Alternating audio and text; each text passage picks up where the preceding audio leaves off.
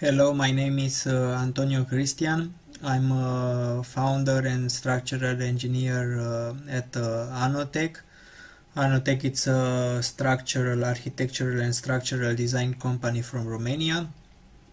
I have the pleasure to present to you today Masonry Analysis with MIDAS Gen. I'll present some introduction related to Masonry, and then I will focus on some applications in MIDAS. This is the table of contents. We'll have a small introduction where I will show you some projects we used in MIDAS and how we start working with it. Then I will explain a little bit about the behavior of masonry structures, and in the third chapter I will present a work example from a real project done in our company, and then we'll have some conclusions. So the introduction. I start using MIDAS Gen in 2020 for seismic assessment of the building stock from the Groningen region in the Netherlands. The region is affected by shallow-induced earthquakes, which are related to the natural gas extraction. You can see in the image from here the probabilistic seismic hazard map from the Groningen region. The mean return period is 475 years, and we can see that for corresponding to this return period we have a PGA of 0.22 G. This was in 2016. However, the PGA level is strongly related to the gas extraction. So if the gas extraction will stop, also the PGA will decrease in time. The main challenges with those projects were that it was a limited knowledge and experience on the Dutch construction industry related to seismic design and seismic assessment and retrofit of structures, because the earthquakes are not a natural phenomenon in the Netherlands. And those are some type of buildings we worked at the beginning in MIDAS. We can see on the left an unreinforced masonry building, which is modeled in MIDAS. There are plate elements for the walls. We have some fictitious elements in order to delimit the slabs, and then the roof structure is modeled explicitly. On the right hand side we can see a timber frame structure, which is made by timber studs and usually plywood or any type of timber sheeting. In order to take into account the stiffness and the strength and the stiffness of the plywood, we used to model with fictive timber diagonals.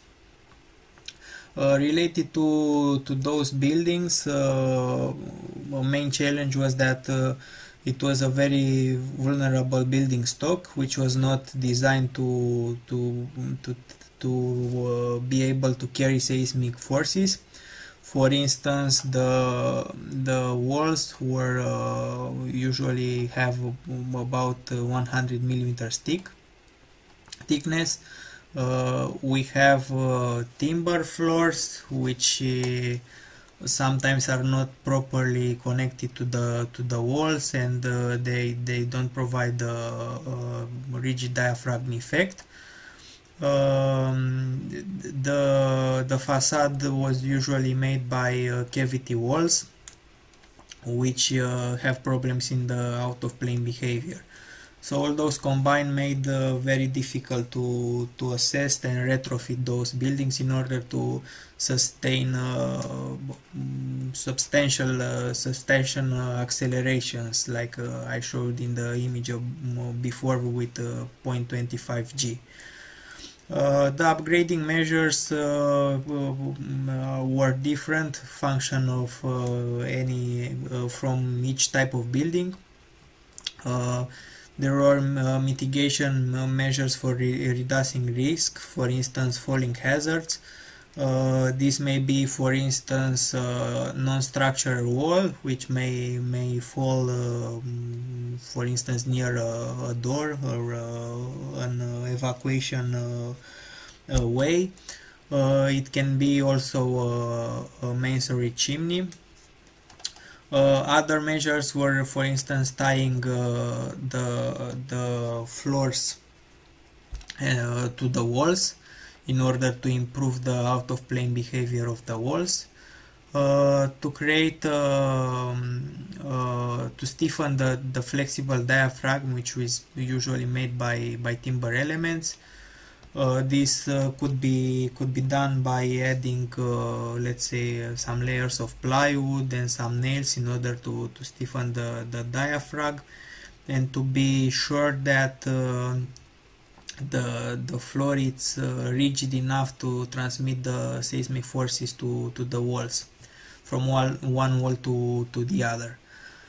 Of course, strengthening of the existing walls, and here there are different strategies for in-plane behavior or out-of-plane behavior, like FRP strips or some timber posts in order to improve the out-of-plane behavior.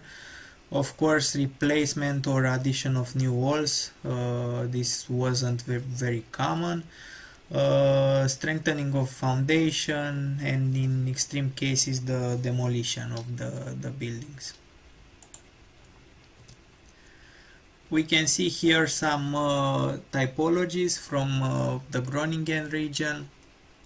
The typologies represent the representative buildings. We can see on the lower part a barn. We can see on the upper left side detached building. The unreinforced masonry buildings can be classified if they are detached, semi-detached or terrace buildings, if they have flexible floors or rigid floors. There were cases when we had concrete floors or precast concrete floors. Then of course an important parameter is the year of construction. We have before 1920, then between 1920 and 1960, and then post 1960.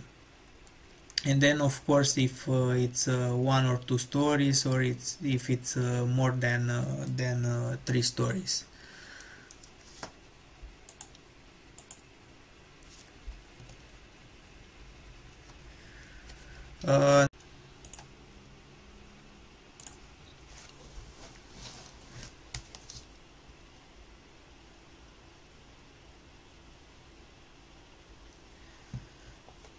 Now I'll talk a little bit about the masonry structure in more details. I will talk about the vulnerability of masonry structures, mainly to the earthquake, subjected to the seismic action. I will present some typical failure modes, and I will present also some design and assessment methodologies for typical for masonry structures. We can see in this image a collapsed gable wall after an earthquake in Zagreb, Croatia from 2020. This is a typical out-of-plane failure. We can see in the animation from the right hand side, we can see a wall which is subjected to acceleration due to an earthquake. We can see that the wall vibrates and it's not properly connected to the floor, and we can see an out-of-plane failure. most probably this was also the case for this wall, for this building. We can see that it seems that the roof elements are not connected, were not connected to the wall, and it seems that also at the floor level there were no connections to the gable wall. So the wall collapsed in an out of plane mode.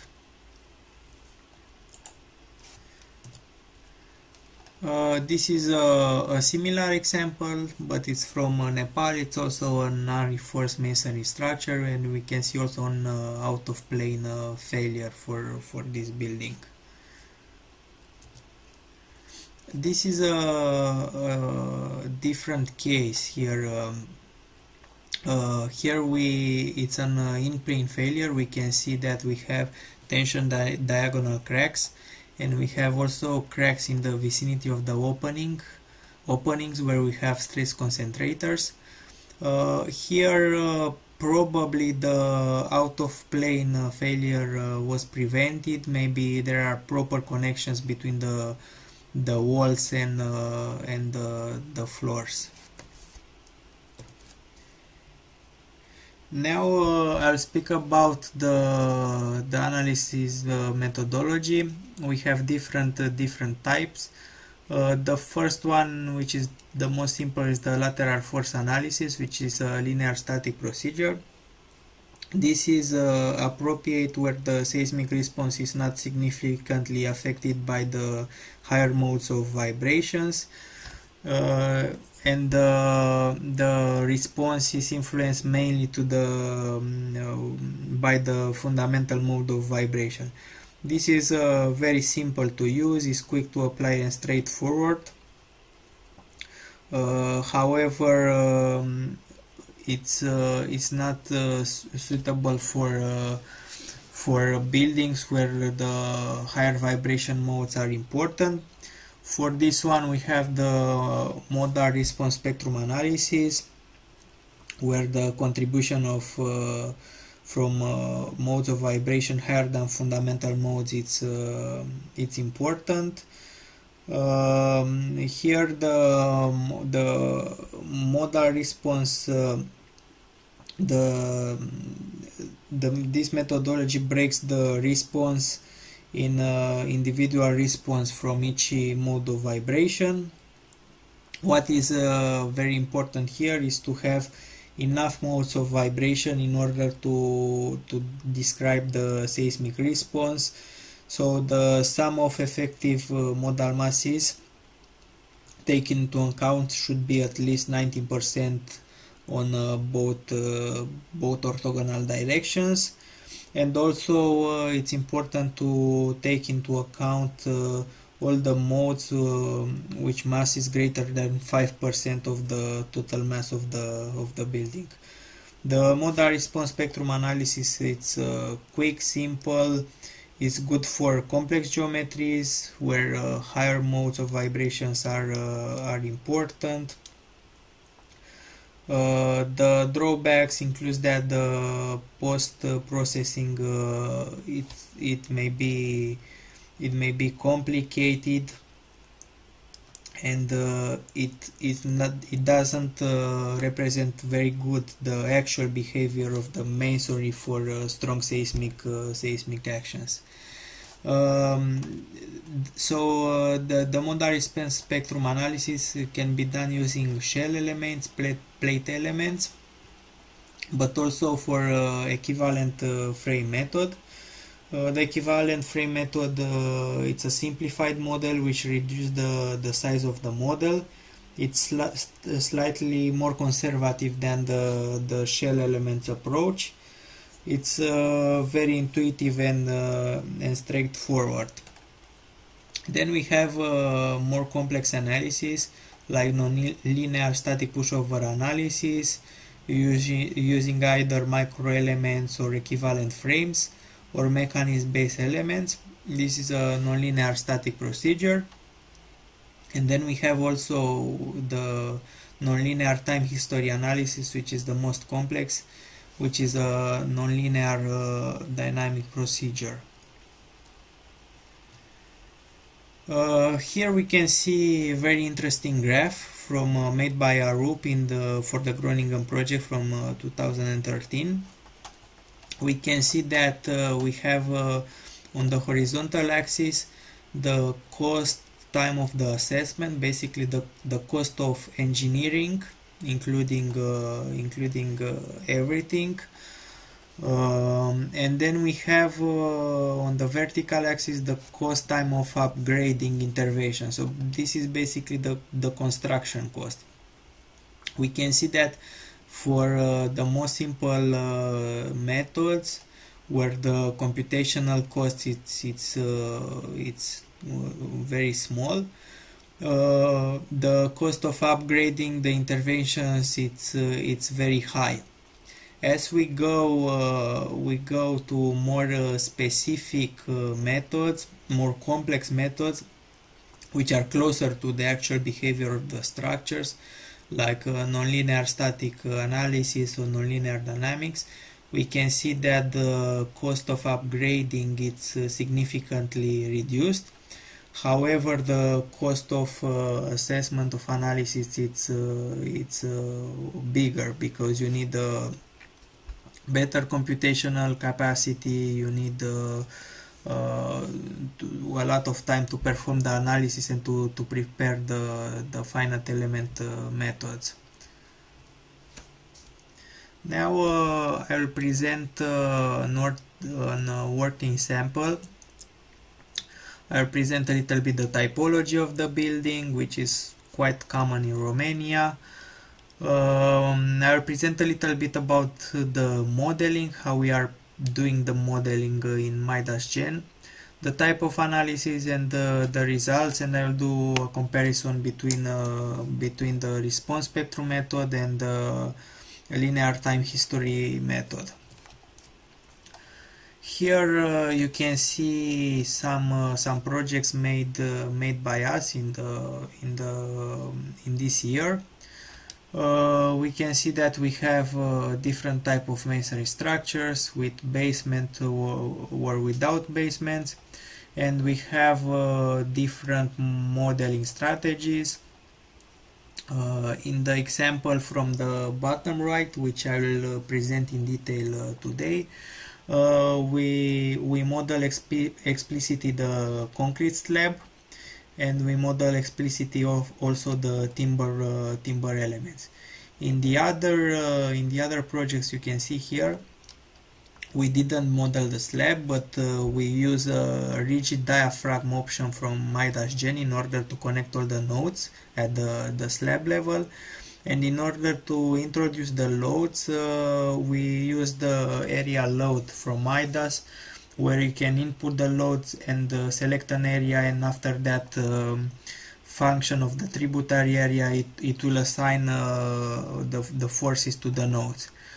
In this model, where we model the slabs, the loads were applied as pressure loads.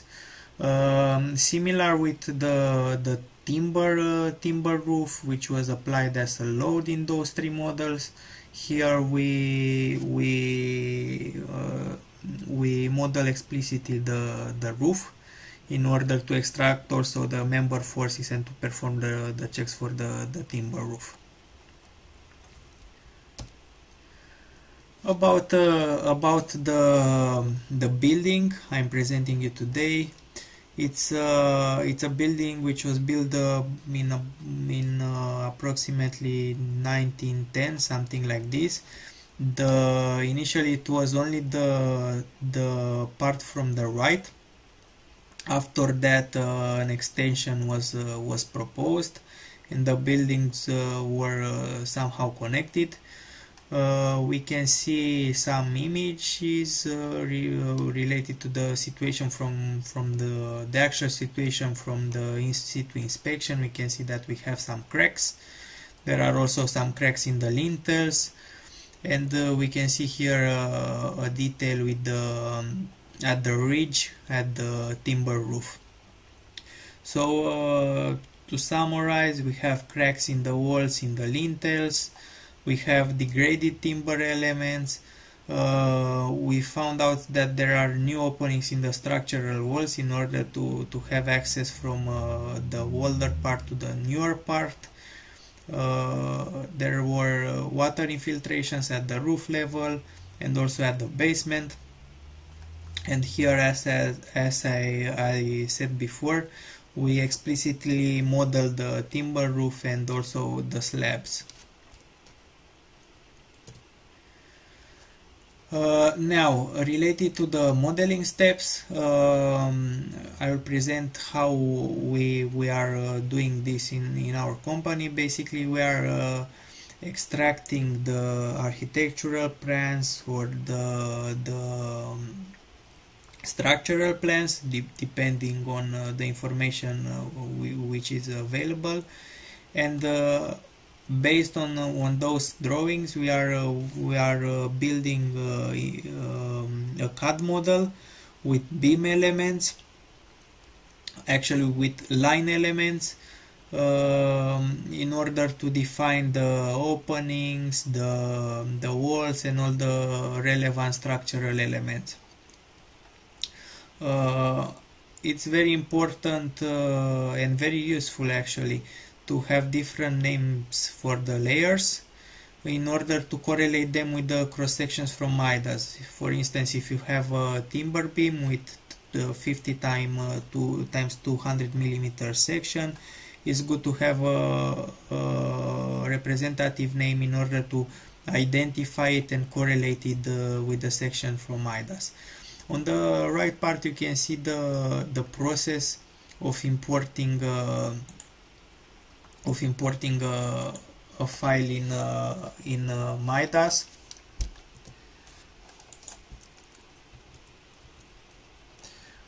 So you import the CAD file.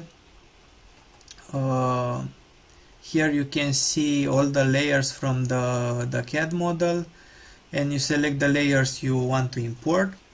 Here we have the materials and the sections, and now you can see we imported the walls. Those are in fact some fictitious elements we used to define the walls.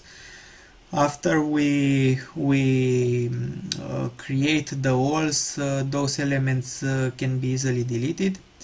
Now you need to select the nodes, the dimension of the finite element, and the type of finite element, if you have thick walls or thick shells or thin shells, and the material and the thickness. And after that, you select all the nodes using the lines we imported, and you can see here how the walls are created.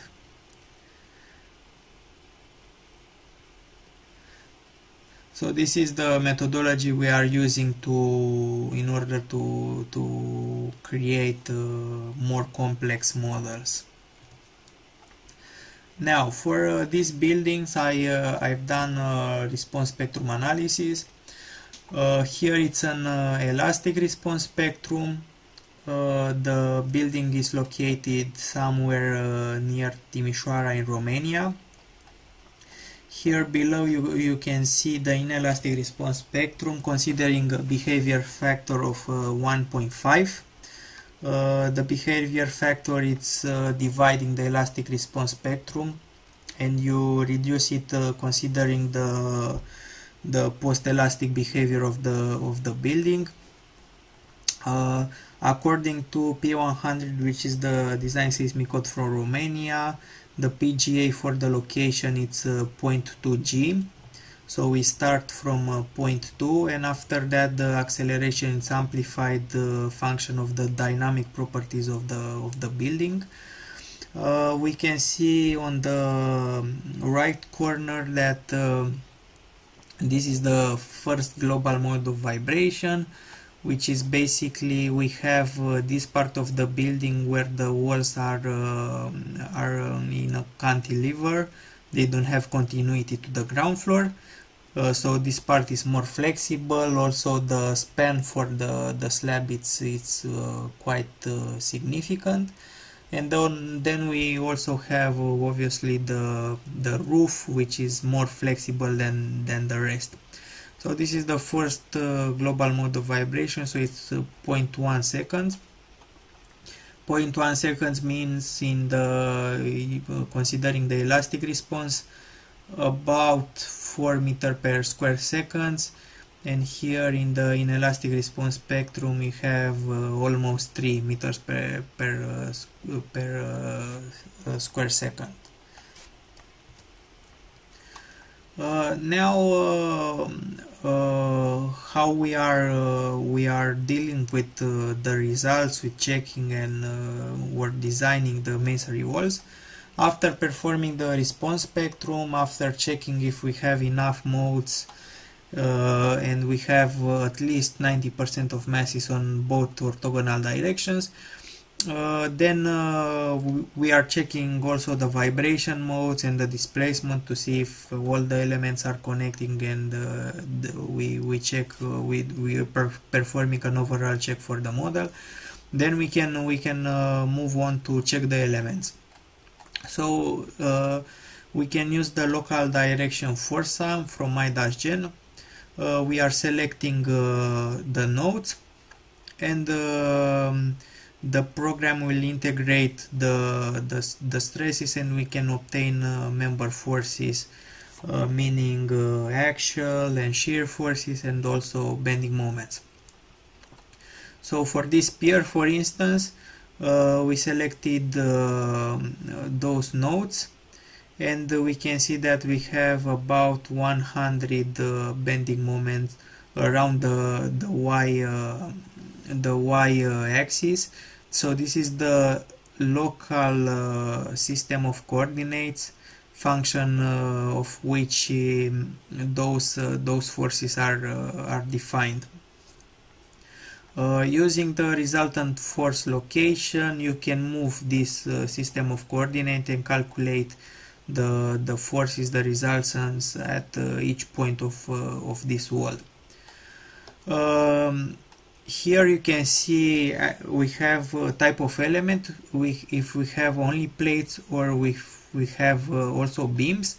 This is very useful if you have, for instance,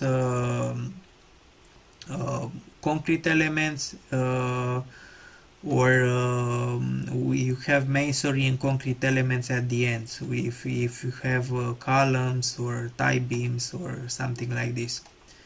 And then those results from here can be associated to a label. You can define some names, some labels for each significant or each pair.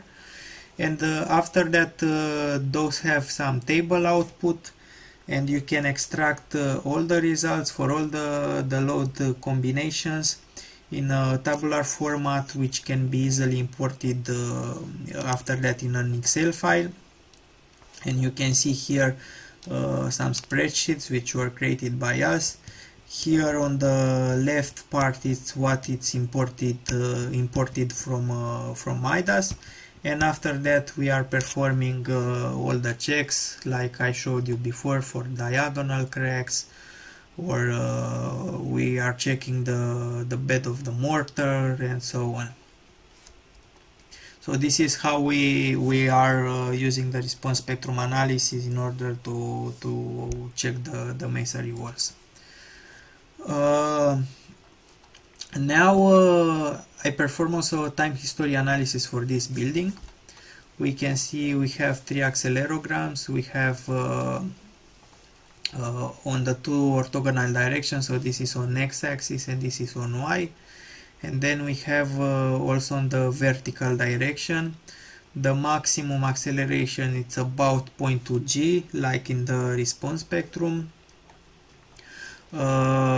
It's very important for the time history analysis that you can define, you can use the ground motions you have from databases if they are available, or you can generate artificial accelerograms. it's very important that the accelerograms must be compatible with the response spectrum from the location. Now why I perform this, so the response spectrum, it's a sum of the absolute values of the modal values in order to estimate the maximum member forces. So it's the peak response, the approximate peak response, but we don't have any phase information. And then those modes are combined, and this is on the left part, it's SRSS, and this is CQC. This has also a factor in order to see if the modes are correlated. So this is how the modal response is combined. Now, for the time history analysis, the actual forces and the moments are calculated at each in every cross-section as a function of time. For the response spectrum analysis, the actual forces and the moments cannot be calculated accurately, since only positive values are produced, as we can see, for instance, for SRSS. So there are the peak maximum values with low probability of occurrence in the same time. Ed Wilson, which was one of the engineers which proposed the response spectrum analysis, wrote in termination of the response spectrum method from 2015 that he recommends the use of time history analysis, having in mind the new computational cost and the database of earthquakes. So basically the response spectrum method was proposed because there weren't many data available related to earthquakes, to accelerograms, but also due to the computational costs.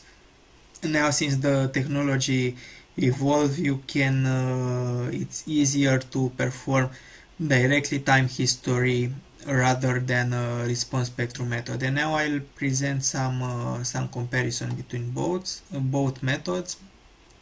Here we can see how the structure moves under this acceleration. We can see that we have an important vibration at the roof level, and also we can see important vibration at the gable walls, where it's important to check also the out of plane behavior. For the walls from the ground floor and the first floor, it's not expected to have out of plane failures, because it was proposed for this building to create a new slab and to be connected with tie beams to the masonry walls.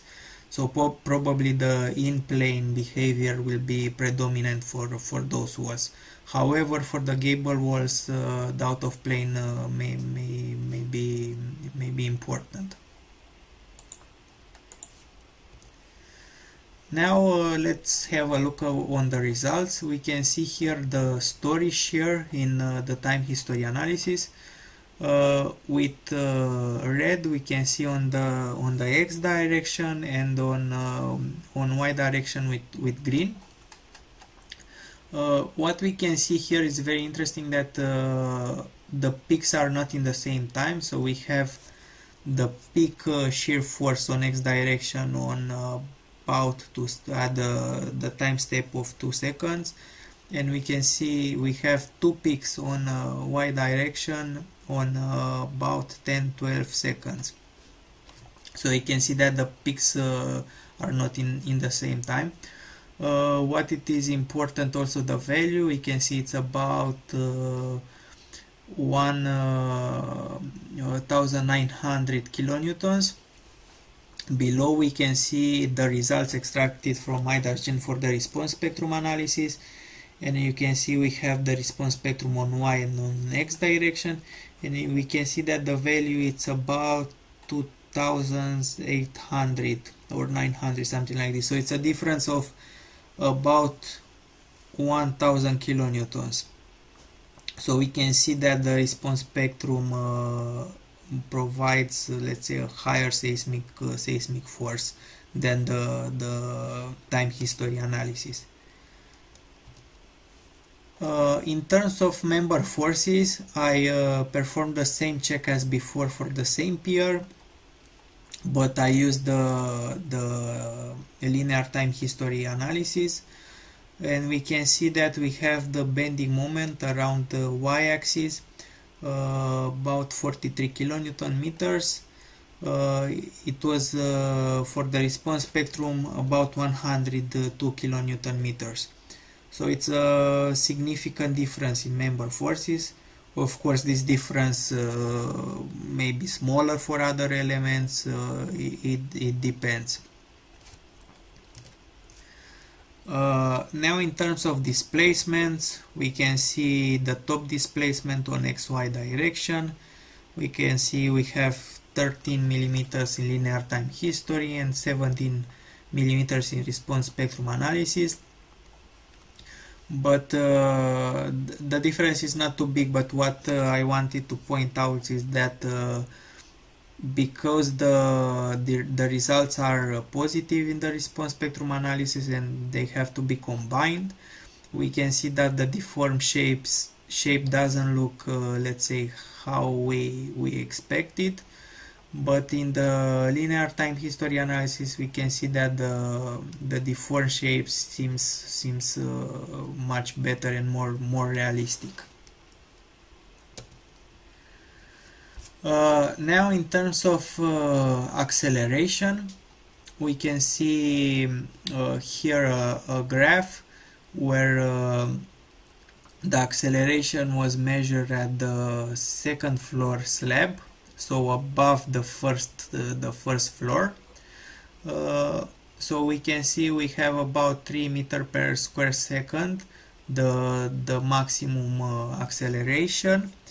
And if we are looking on the design response spectrum, considering the fundamental mode of vibration, we can see that we are expecting about 4 meters per square second. So it's again different, and again the linear time history analysis gives lower values for accelerations, and also in, as I showed before, member forces, displacements, and so on.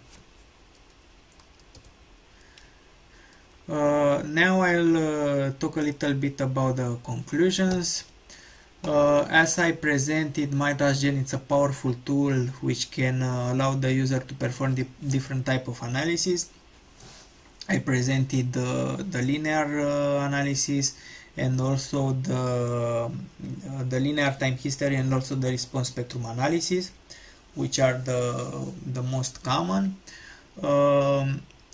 I didn't have time to present also nonlinear analysis. For the nonlinear analysis, having in mind the complexity of the masonry structures and elements, I recommend the equivalent frame method, and I'll talk a little bit here about this. Now I showed you that graph, which is very interesting, that the cost of the assessment increases as the analyses are more defined as we expected. However, the cost of the retrofit construction is also reduced if the analysis is more complex and more closer to the real behavior, the expected behavior of the structure. MIDAS Gen, it's a software which can ease the modeling, as I show you how we model the masonry structure, which is quite fast, and also reduces the computational costs. I presented also the differences between different type of analysis, the response spectrum and the time history analysis. As I said, the equivalent frame methods are recommended, and they are very good because they are providing conservative results, but they are reducing very much the model. So the computational costs, it's much lower than for if you are using plate elements, both for static nonlinear pushover analysis or for time history analysis. So this was my presentation. I hope you find the information I presented useful. In case you have any information, in case you have any questions related to MIDAS Gen, to different, let's say, options from MIDAS, you can send me your question on my email, which is office@anotech.ro. Thank you for the attention.